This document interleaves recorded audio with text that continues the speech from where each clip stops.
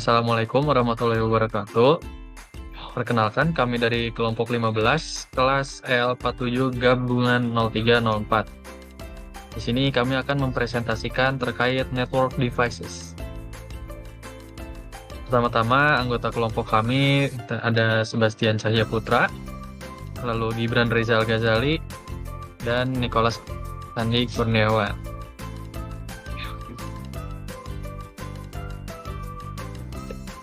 Di sini network devices terbagi menjadi 3 bagian, yaitu ada router, switch, dan access point. Untuk router sendiri itu berfungsi untuk menghubungkan dua atau lebih jaringan yang berbeda dan mengatur jalur lalu lintas data di antaranya. Router biasanya digunakan untuk menghubungkan jaringan lokal atau LAN dengan jaringan eksternal seperti internet atau WAN. Dalam skala rumah tangga, router biasa ditemukan dalam bentuk perangkat Wi-Fi yang memberikan akses internet kepada seluruh perangkat dalam rumah seperti laptop, smartphone, dan smart TV.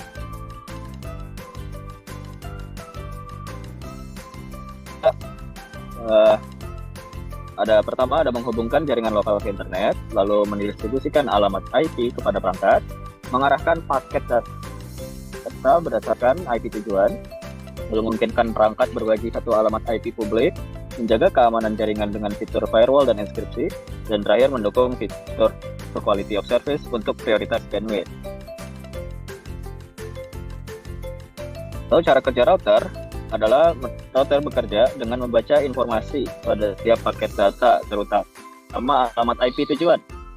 Berdasarkan informasi alamat IP tersebut, router bisa menentukan rute terbaik untuk mengirimkan data ke tujuan yang tepat. Jika tujuannya berada di jaringan lokal, router langsung meneruskannya ke tujuan. Jika tujuannya berada di jaringan luar, melalui ISP atau Internet Service Provider. Jenis-jenis router, ada router kabel yang hanya bisa dihubungkan menggunakan kabel. Ada router nirkabel, yaitu wireless, berarti tidak menggunakan kabel. Ada core router yang biasanya dalam server-server besar, dan edge router yang ada di penghubung antara internet besar dengan perangkat-perangkat.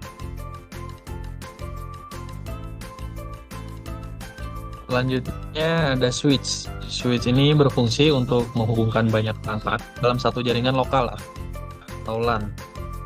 Memungkinkan komunikasi antar perangkat secara efisien.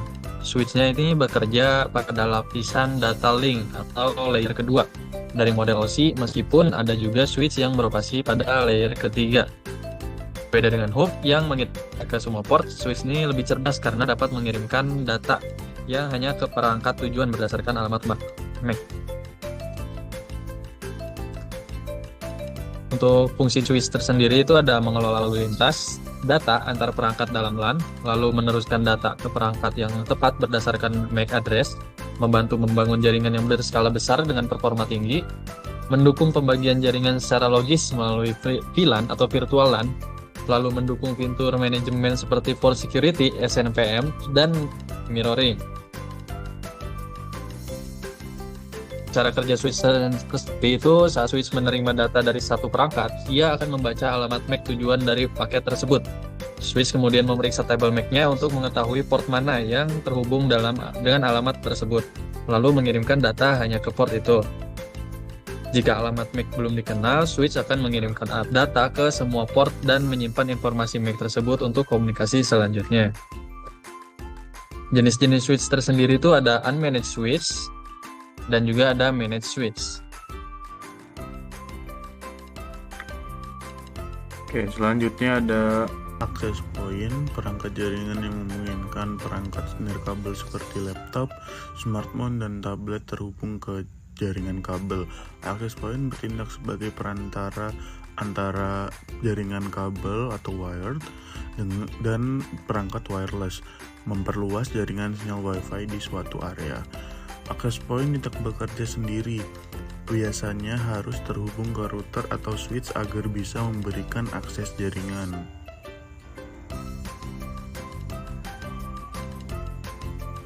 Kemudian ada fungsi switch, yaitu yang pertama menyediakan akses Wi-Fi bagi perangkat wireless, yang kedua memperluas jaringan nirkabel di area yang luas, yang ketiga menghubungkan perangkat wireless ke jaringan kabel, yang keempat mendukung autentikasi dan enkripsi untuk keamanan, yang kelima mengelola jumlah koneksi perangkat klien yang terhubung.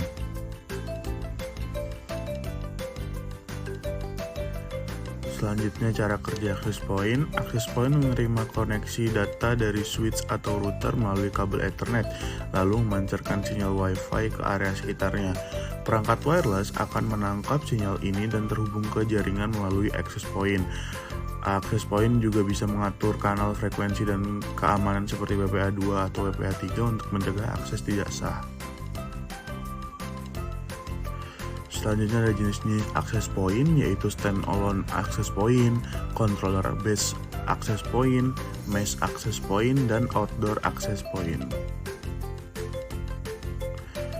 Kemudian ada contoh soal perangkat apa yang berfungsi menghubungkan perangkat dalam jaringan LAN. Yang A router, B switch, C access point, dan jawabannya adalah B switch.